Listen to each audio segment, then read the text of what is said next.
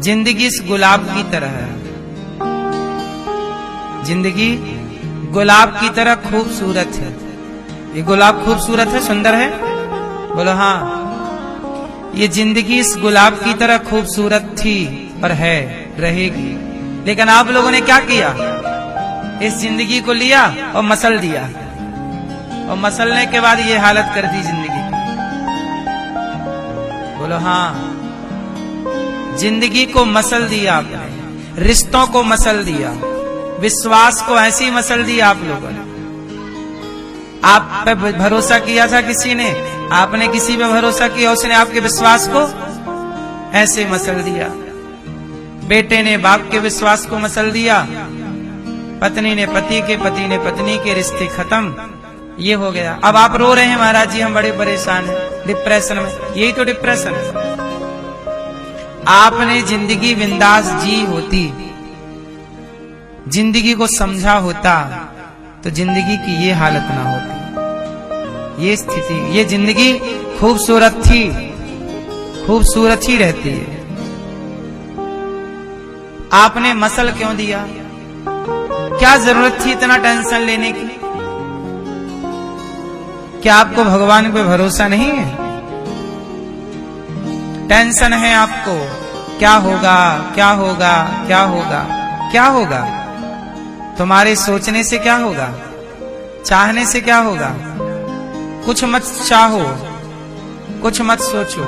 जो होगा उसे आप रोक नहीं सकते, और जो हो रहा है उसे आप बदल नहीं सकते। होनी आपके हाथ में बिल्कुल नहीं है। इसलिए कहता हूं, चुपचाप ईश्वर का खेल देखते रहो। और जब खेल देखना ही है तो रोकर क्यों, परेशान होकर क्यों? स्माइल के साथ। राम वनवास गए, चलो बताओ, क्या राम का वनवास टल सकता था? उत्तर नहीं। तो राम को पता लग गया कि अब मुझे वनवास जाना है, तो राम जी वनवास रोकर नहीं गए। जाना ही है, काटना ही है वक्त, तो रोकर क्यों काटे? स्माइल के साथ, प्रसन्नता के साथ। बोलो हाँ। यदि राम जी रोते तो क्या रोने से भी वनवास टल जाता? तो जब मेरे रोने से मेरा वक्त नहीं टलता, तो उस वक्त को रोकर क्यों, हंसकर गुजारूं ना। मुझे पता है कि वक्त है, क्यों परेशान होना? यही ना सिखाती है राम कथा, यही ना सिखाते हैं राम। आप सीख लो। जीवन तो जीना है।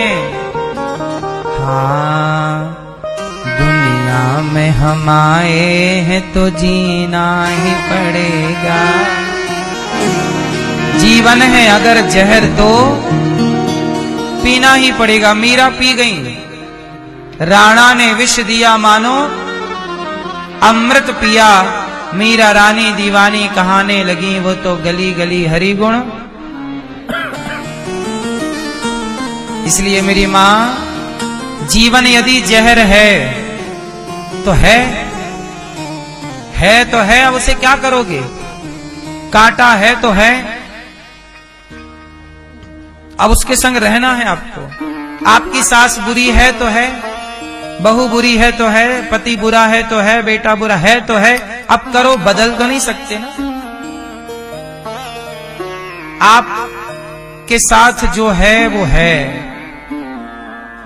उसे अयोध्या में कैकई है तो है, भगा नहीं सकते कि नहीं कैकई को नहीं रखेंगे। अयोध्या में केवल कौशल्या मैया रहेंगी, सुमित्रा मैया रहेंगी, राम रहेंगे, कैकई की कोई जगह नहीं। कैकई भी रहेगी, आप भगा नहीं सकते। बोलो हाँ। गुलाब में गुलाब रहेगा, गुलाब के पेड़ पर कांटे भी रहेंगे। कौन रहेगा? कौन रहेगा? गुलाब में गुलाब तो है, पर कांटे भी रहेंगे। बात समझ में आई? कांटे को आप हटा नहीं सकते। आप जाइए किसी गुलाब के पेड़ पर, सारे कांटे तोड़ दीजिए। कितने कांटे तोड़ोगे? किस किस पेड़ के कांटे तोड़ोगे? प्रकृति फिर कांटे भर देगी। बोलो हाँ कि ना। इसलिए मेरी मां, जो जैसा है उसे वैसा ही रहने दो, कांटे को कांटा रहने दो, गुलाब को, बुरे को बुरा रहने दो, अच्छे को। आपको इस अच्छाई बुराई के ही इस समुद्र में रहना पड़ेगा। अच्छाई और बुराई से भरे संसार में ही आपको रहना पड़ेगा। इसलिए परेशान होकर क्यों रहना, जब रहना ही है तो प्रसन्न होकर के रहा जाए, परेशान होकर के क्यों।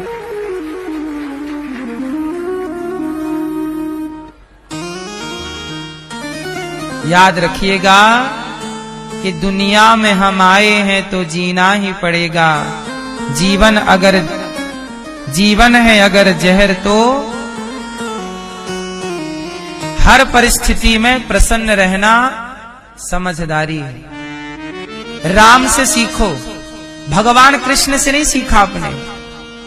भगवान कृष्ण के 56 करोड़ यदुवंशी आपस में लड़ गए, कट गए, मर गए।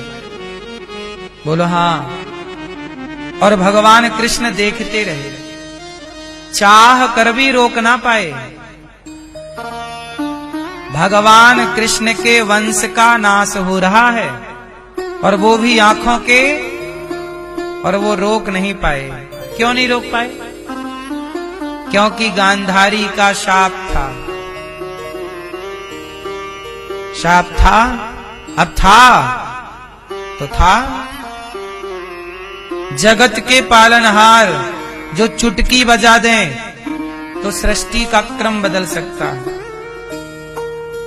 जो करोड़ों सूर्य को बनाने की ताकत रखते हैं, करोड़ों पृथ्वी को बनाने की ताकत रखते हैं, जो एक उंगली से गोवर्धन उठाने की ताकत रखते हैं, जो इतना सा मुंह खोल के पूरे इतने से मुख में पूरा ब्रह्मांड दिखाने की ताकत रखते हैं, वो कृष्ण का परिवार आपस में लड़के समाप्त हो रहा है और कृष्ण खड़े हैं, देख सकते हैं, कुछ कर नहीं सकते।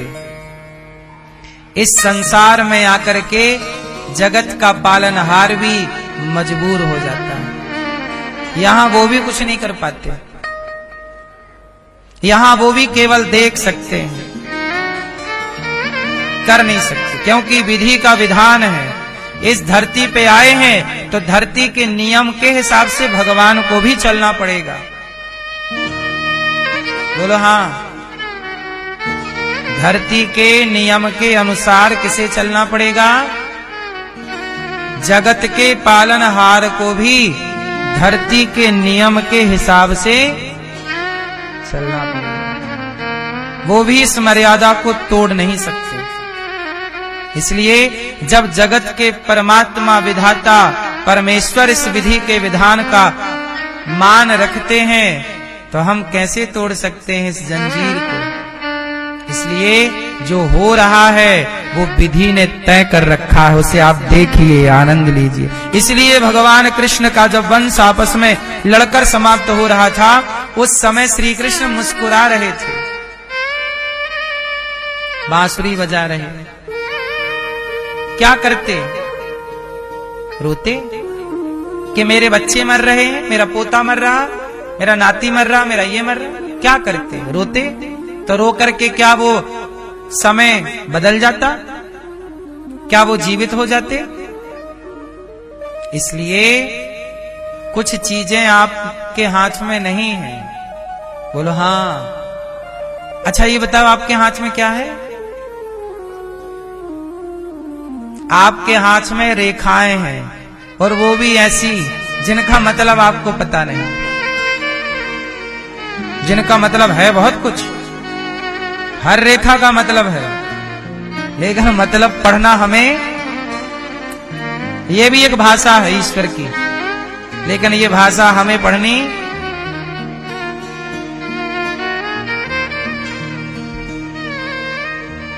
इसलिए कहते हैं कि जब हाथ में लिखा सब है, पढ़ना नहीं आता, तो समझ लो कि जो लिखा है वो हो रहा है। तुम अच्छा काम करते रहो, तुम ईमानदारी से अपने लक्ष्य को प्राप्त करते रहो, धर्म पर अडिग होकर चलते रहो।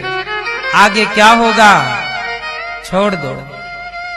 अब सौंप दिया इस जीवन का सब भार, तुम्हारे हाथों में है जीत, तुम्हारे हाथों में है हार तुम्हारे।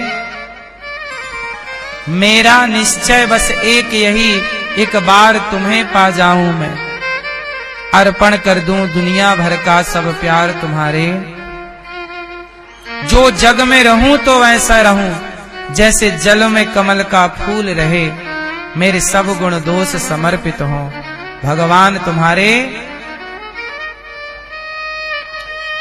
जीवन का सार समझ लो तो सबको समझ में आएगा। जन्माद्यस्य यतोऽन्वयादितरतश्चार्थेष्वभिज्ञः स्वराट्, तेने ब्रह्म हृदय आदि कवये मुह्यन्ति यत्सूरयः। तेजो वारि मृदाम यथा विनिमयो यत्र त्रिसर्गो मृषा, धाम्ना स्वेन सदा निरस्तकुहकं सत्यं परं धीमहि। धर्मः प्रोज्झितकैतवोऽत्र परमो निर्मत्सराणां सताम्, वेद्यम वास्तवमत्र वस्तु शिविदम तापत्रयोन्मूलनम्। श्रीमद्भागवते महामुनि कृते किंबा परैरीश्वरः, सद्यो हृदय वरुध्यते त्रिकृतभिः शुश्रूषुभिस्तत्क्षणात्। इसलिए मेरी माँ, जिंदगी बिना टेंशन बिना डिप्रेशन के जिया करो। जो हो रहा है उसका आनंद लो। किसी की मृत्यु आप टाल नहीं सकते, तो फिर रोना क्यों? उस परिस्थिति में भी ईश्वर की लीला देख करके भीतर भीतर प्रसन्न रहा करो। बाहर बाहर थोड़ा आंसू बहा सकते हैं दुनिया के व्यवहार के लिए, क्योंकि नहीं रोएंगे तो भी लोग कहेंगे देखो मर गई, रो नहीं रही। तो सब तरफ देखना पड़ता है व्यवहार वगैरह भी। अब देखो भैया हमारे पूरा व्यवहार पूरा कर रहे हैं, आते ही सोने लग गए।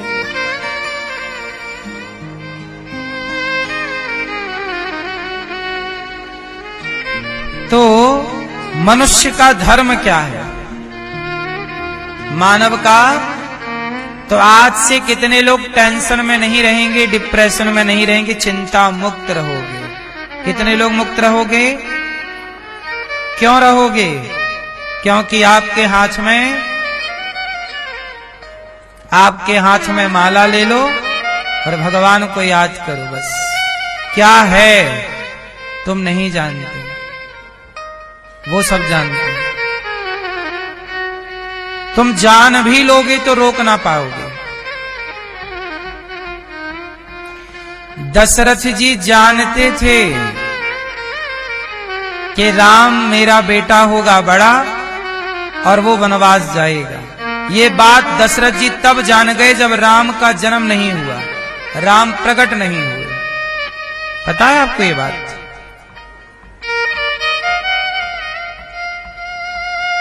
दशरथ जी एक दिन परेशान थे तो गुरुजी के पास गए। गुरुजी वशिष्ठ जी, गुरुजी क्या मेरे बेटा नहीं होगा? वशिष्ठ जी त्रिकालज्ञ थे।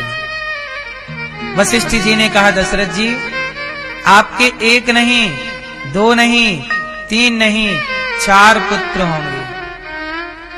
अच्छा गुरुजी कब होंगे? समय आएगा तो। अच्छा तो मेरा बड़ा पुत्र क्या होगा, कैसा उसका, और मझला पुत्र क्या होगा, छोटा क्या होगा, सब कैसे कैसे जरा सबके बारे में बताओ। तब गुरु वशिष्ठ जी ने कहा कि आपके जो बड़े पुत्र होंगे वो साक्षात श्री हरि ही आपके पुत्र रूप में प्रकट होंगे और वो आपको छोड़ करके 14 वर्ष के लिए वनवास जाएंगे। और कारण ये बनेगा कैकेयी। पूरी कथा सुना दी वशिष्ठ जी, एक एक बात सुना दी। दशरथ जी जानते थे कि राम को वनवास जाना है, जान कर भी होनी टाल ना सके। होनी तो होके रहे, अनहोनी ना होए। और जाको राखें राम जी, मार सके ना कोई। जो होना है उसे आप रोक नहीं सकते, चाह लो और जान लो, आप जान लो तो भी नहीं रोक सकते। यही विधि का विधान है। बोलो हाँ।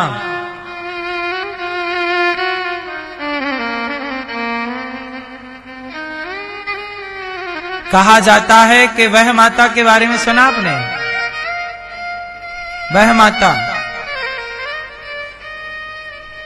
एक ऐसी कथा है कि जो हम सबका भाग्य लिखती है ना,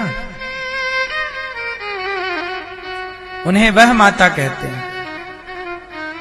तो किसी ने कहा कि जब वह माता हम सबका भाग्य लिखती हैं तो ऐसा लिखती हैं, जब उन्होंने अपने बच्चों का भाग्य लिखा होगा तो कितना बढ़िया लिखा होगा।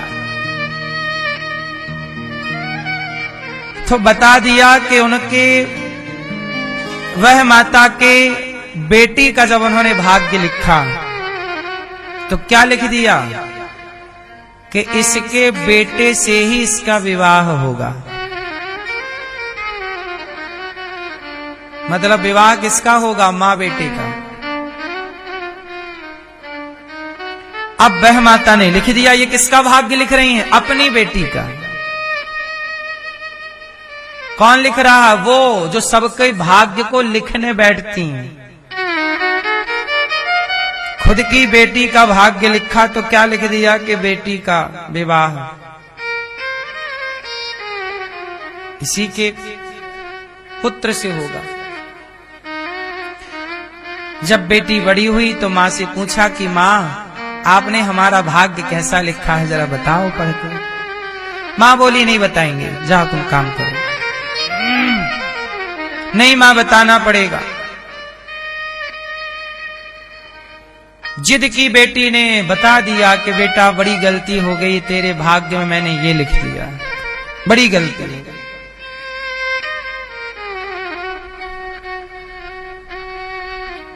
चली गई वो लड़की, चली गई कि मैं किसी पुरुष का दर्शन ही नहीं करूंगी,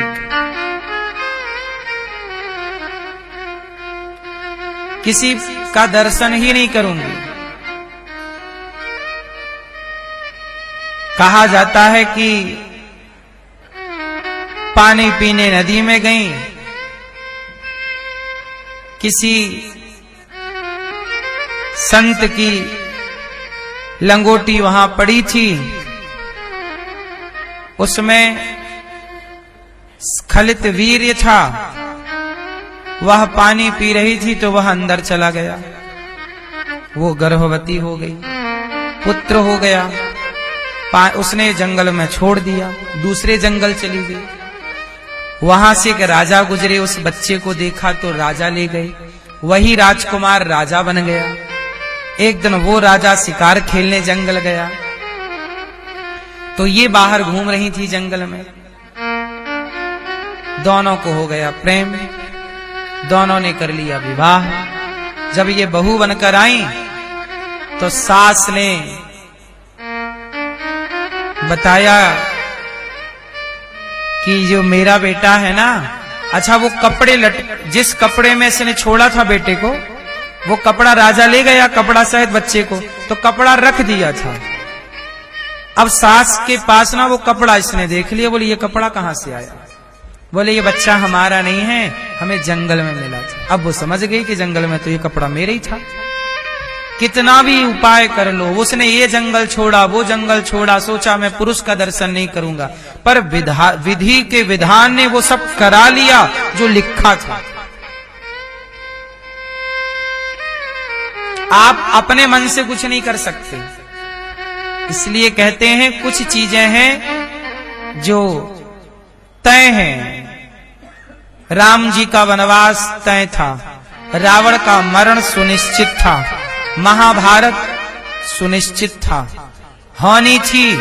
इसलिए कृष्ण समझा समझा के थक गए, दुर्योधन को माना नहीं। क्यों नहीं माना? होनी थी।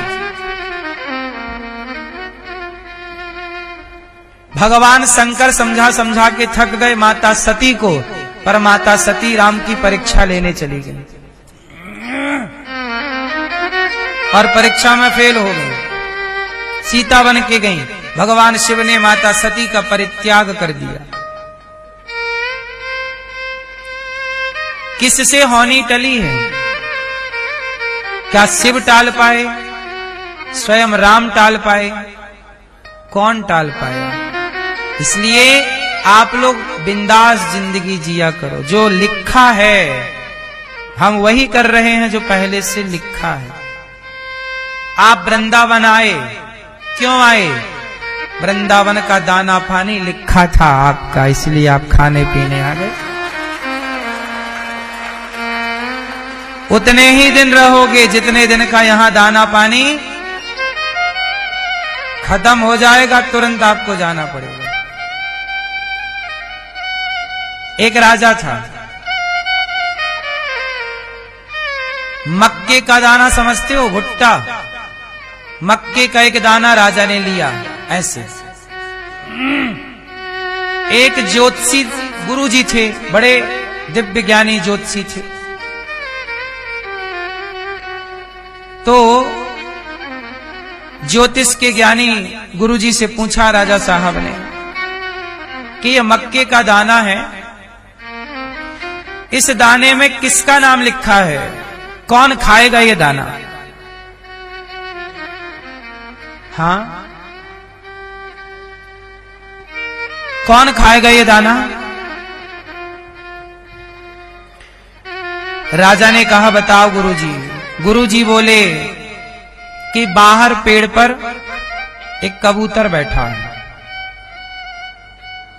बाहर पेड़ पर एक पक्षी बैठा है, उसके भाग्य में लिखा है ये दाना। राजा हंसा, क्या बात करते हो गुरुजी, ये दाना जब मेरे हाथ में है तो ये दाना मैं ही ना खाऊंगा, बाहर पेड़ पर बैठा पक्षी कैसे खा लेगा?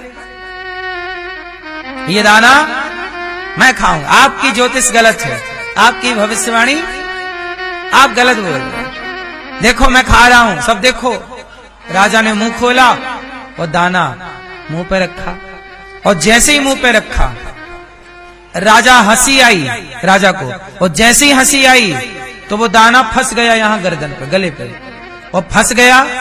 तो अब राजा को आई छींक, और छींक आई तो वही दाना नाक से बाहर निकला, और बाहर निकला तो छींक में प्रेशर से चीज बाहर निकलती है, बाहर बड़ी दूर गया दाना।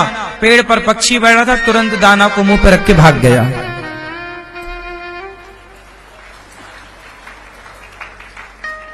अर्थ इसका क्या हुआ? भाव इसका ये हुआ कि दूसरे के भाग्य का खा भी लोगे तो बाहर आ जाएगा। कई बार आप लोगों को उल्टी हो जाती है, काहे हो गई? किसी का खा गए होगे तो निकालना पड़ रहा है। तुम्हारे भाग्य का ही तुम्हें पचेगा। दूसरे के भाग्य का आदमी हड़प जरूर लेता है, भाई की जमीन हड़प ली, पड़ोसी की जमीन हड़प ली, उसका ले लिया, कितना भी ले लो, पचेगा उतना ही जितना आपके भाग्य का था। एक दाना भी एक्स्ट्रा आप ग्रहण नहीं कर सकते।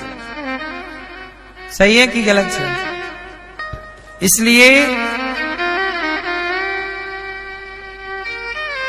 चोर ले जाए परेशान ना हो, अपनी सुरक्षा करो, ताला लगाओ, मजबूती से रखो सामान, पर कोई ले जाए तो रोने की जरूरत नहीं है। वो उसके भाग्य का था, वो आप सुरक्षा रखो, अपनी चौकसी रखो, जिम्मेदारी रखो, लापरवाही ना करना।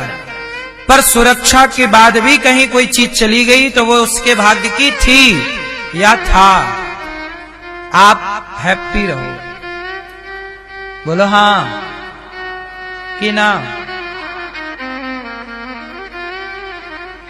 तुमसे पीछे रहने वाला तुमसे आगे निकल गया, जो तुम्हें मिलना था वो उसे मिल गया। आप रो रहे हैं कि मैं 1 नंबर से रह गया, मैं हो जाता, मेरा सिलेक्शन हो जाता। नहीं, वो तुम्हारे भाग्य का नहीं था। तुम्हारे भाग्य में कुछ और है। तुम खोजो कि तुम्हारा भाग्य किस ओर तुम्हें ले जाना चाहता है। तुम्हारा भी भाग्य ईश्वर ने बड़े फुर्सत से बनाया है, लिखा है। आप लोग पढ़ना नहीं जानते ना। आपके भाग्य को भी विधाता ने बड़ी फुर्सत से बनाया है। आपके भाग्य को तो फुर्सत से बनाया था, इसलिए तो आपके भाग्य में वृंदावन है ना।